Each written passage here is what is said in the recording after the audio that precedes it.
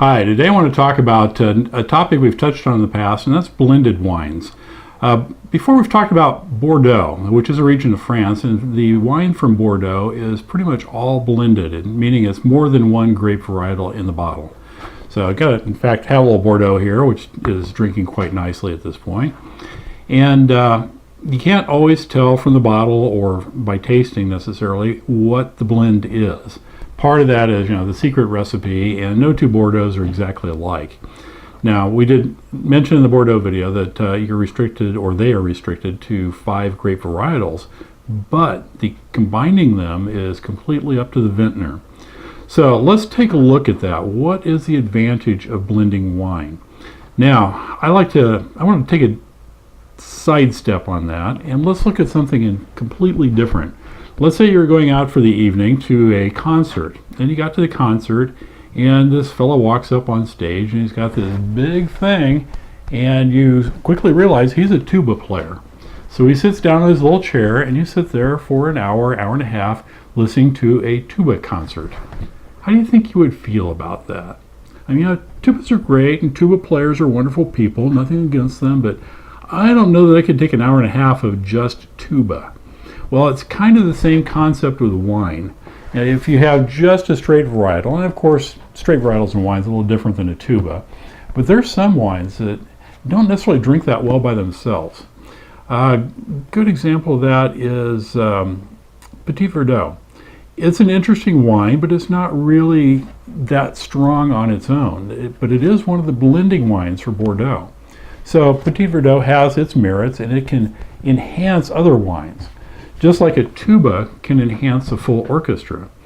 So you think of an orchestral piece coming out. You might start out with something soft, some little violins here, and then it kind of picks up with some percussion in the background, and then you get some other things coming in, and it kind of builds up, and you've got this wonderful arc of music, just all the way across, or this way, whichever way works best for you. So it's the blending of all these instruments together that gives you the wonderful experience of a good concert. In the same sense, the proper blending of wine will give you that concert in your mouth. Yeah, how's that for an analogy? You have one wine that maybe it starts out and just rockets to the top. It's got that bam up front flavor, but then it just drops after that. So you get the burst of flavor and then it's gone. Not a good experience. Then you get another one that you take a sip, it's like, it kind of tastes something, take a couple more sips, and it gradually creeps up on you. And then you get, oh yeah, now I'm tasting it, but you had half a glass before you got there. What if you combine that rocket one with that slow one? So as this one shoots up, this one's coming up, and as this one comes down, this one's peaking out and carrying the load backwards. Now you put a third one in there that has maybe something in between, kind of, where this one's shooting up, this one's building, but you need something to fill that other space in there. And all my hand gestures are kind of difficult to follow, but I hope you get the idea. So by combining the different wines together, you're creating this continuous arc, just like an orchestra. All the instruments in the orchestra have their part to play in that piece.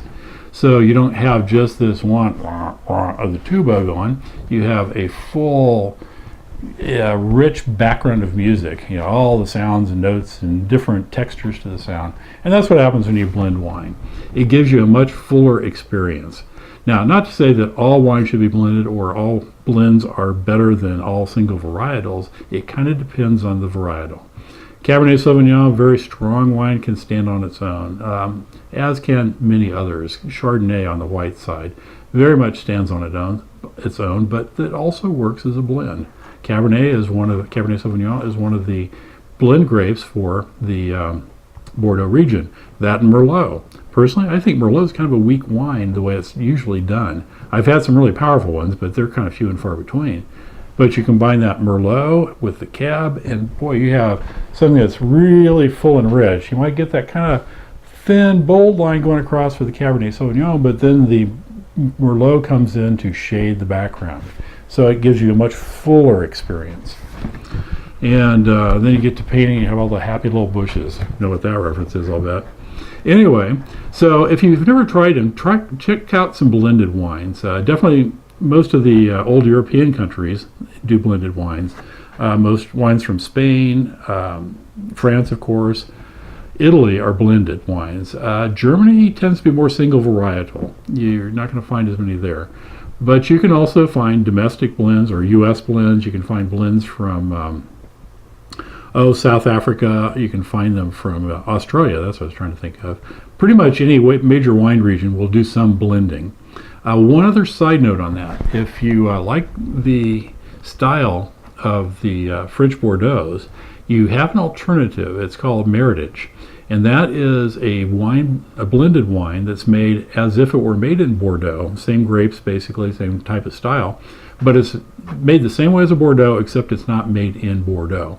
So you can have a Meritage that comes out of California, for example. So give those a try, too. If you ever see Meritage on the label, then you know it's a Bordeaux blend. So, something to try out, experiment, and give me some feedback. I'd love to hear from you folks, what you drink, what you like to drink. If you have questions or topics that you'd like me to cover that I haven't touched on yet, feel free to leave them in the comments down below here someplace. Just go ahead and write me all kinds of letters. Don't be afraid. It's this channel's for you as much for me. So with that, enjoy your blends, enjoy your wine. Cheers.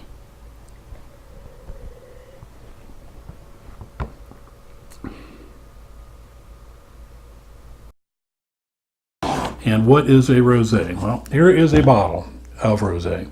Now, if you'll notice, first off, it's not a white and it's not a red.